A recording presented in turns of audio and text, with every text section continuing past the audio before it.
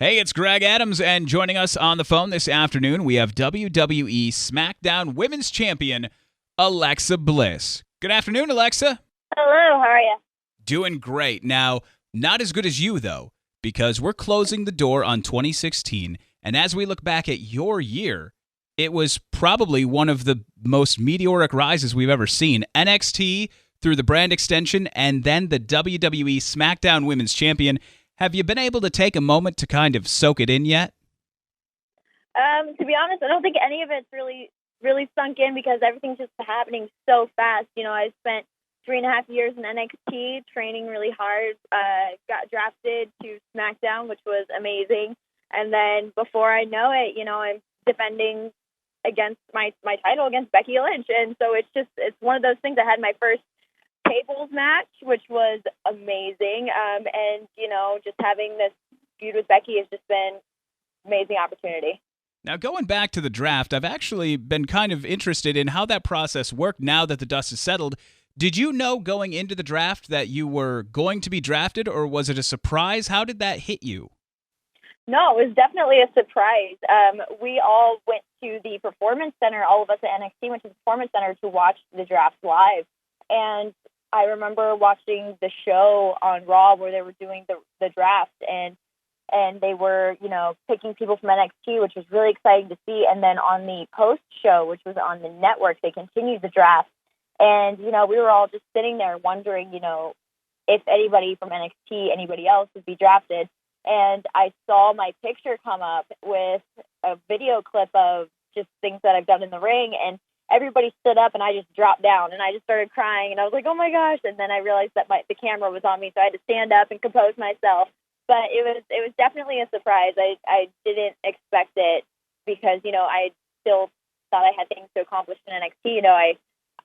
You know, it was definitely a surprise. Now, you fast forward, and like you said, you're now defending your championship. And one of those matches with Becky Lynch, I'm sure you know this is coming. What is going on with your elbow? Well, here's the thing. So Becky, I'm convinced, was trying to break my arm. And so what had happened was she pulled my arm almost pretty much out of socket, and I blame her. So, you know, I'm definitely going to keep that with me next time I face her in the ring because she is not getting away with that again. Now, is that one of those things that you learn you can do at some point? Like you can twist your elbow and I don't know, dislocate it in some kind of way that's like a stupid human trick, I guess. How do you figure that out? Well, I can't give away all my secrets. All right. If you haven't seen the clip, by the way, you have to see the clip because it is one of the most fascinating things you will ever see, not just in a squared circle, but period in life in general. When you were a kid, were you a WWE fan? Was this the goal? I mean, the girlhood dream, or is this a career path that you didn't necessarily know you were going to be going down? Well, I'd watched it growing up, for sure. I'd watched WWE growing up. Me and my cousins used to play like we were wrestlers in a blow-up pool that had no water in it back when I was really little. So I'd always watched WWE until about the Attitude Era. My mom didn't let me watch it anymore because she told me to clean my room, and I told her I had 2 words for her, and I put my arms up like I was going to do the suck it, and she told me I was grounded. Those were her words. So I wasn't allowed to watch the Attitude Era, but little did she know, whenever she dropped me off at my grandmother's house, I watched it there because my grandmother was such a big wrestling fan as well. And so I'd watched wrestling my whole life. I'd watched Trish and Rey Mysterio were my biggest influences because I was a gymnast at the time, and I loved watching Rey Mysterio, and his lucha style was so captivating to me because it was a lot of reminding me of what I did in gymnastics. And so fast forward through life, basically, I had the opportunity after I did IFBB Pro Bikini, after college cheer and all that stuff. I went online to WWE.com, and there was this like little link, and it said, do you want to be a WWE superstar? And I said, yes, I do.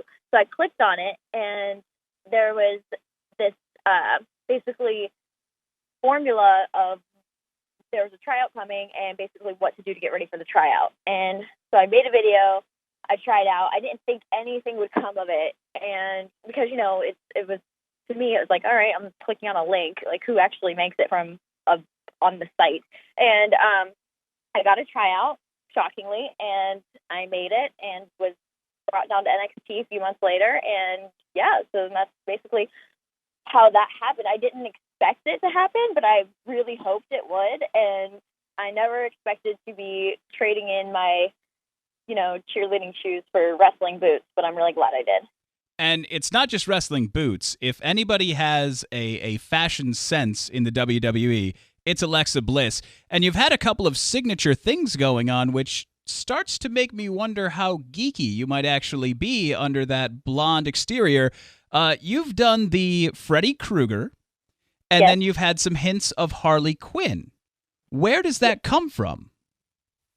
Well, here's the thing. So it started off with Iron Man. When I was in NXT, I was paired with Blake and Murphy, who were the tag champs at the time for NXT, and Murphy had the idea of dressing up in Iron Man inspired outfits, and I was like, oh, that's really cool.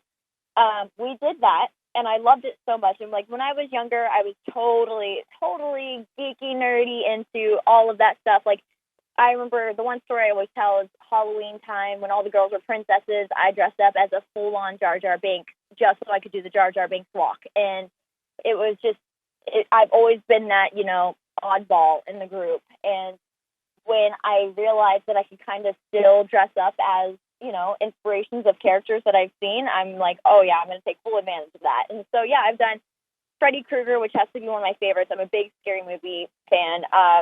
I have some other ones in the making, about 3 other characters that I have lined up that I'm going to be trying to sneak in there soon. But yeah, I'm big fan.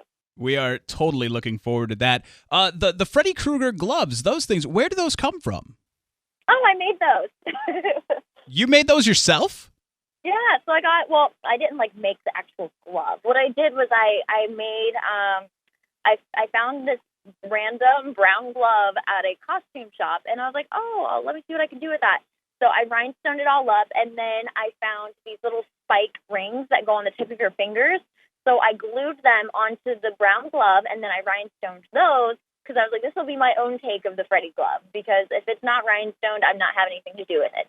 So I did my own take on the Freddy glove, and I just remember sitting there with the glove on my hand trying to glue these fingertips on, and it was the hardest thing ever to get fabric to stick to metal. But I got it to work, and I'm really happy with how the glove turned out. I'm telling you right now, after this conversation, we are realizing that we are not only dealing with the WWE SmackDown Women's Champion, we have a Renaissance woman on our hands right now. You have dabbled in everything, and this is an amazing ride, and we're all glad that we get to be a part of it by watching you weekly on TV and in live shows like we're going to see this Saturday night. Now, there is a big difference for you guys when it comes to the TV shows and the pay-per-views, and then these smaller shows that aren't televised. But a lot of times, you guys get to do some fun stuff with these. What's your favorite part of doing the non-TV shows like we'll see Saturday night? I think my favorite part about doing the live events is actually getting to really interact with the crowd. I love interacting with the crowd. I mean, they may hate me, but it's totally fine because I like messing with them if they hate me. It's a lot of fun, and each crowd is different. Every city is different, and it's such a good experience to see how the crowd reacts, because I could go to Detroit and the crowd loves me, and I go to Columbus and they hate me. It's just so fun to just wrestle in front of all these different people and interact with these different people, and it's why we do what we do, and that has to be my favorite part of the live event. And there's no way Columbus hates you, and I couldn't absolutely not let you go if I don't stop and ask, do you know what happened with Ohio State in that playoff game? No.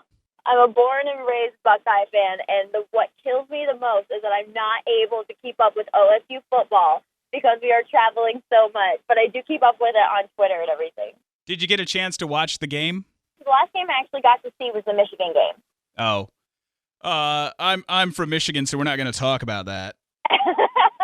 But you know what? Y'all were really close. But, it double overtime. I mean, that you have to accept that. That's totally fine. Yeah, it was a fun game. Alexa, it's been a fun conversation. We look forward to seeing you this Saturday night, CenturyLink Live in Bossier City. Thanks for taking some time with us today. Thank you so much.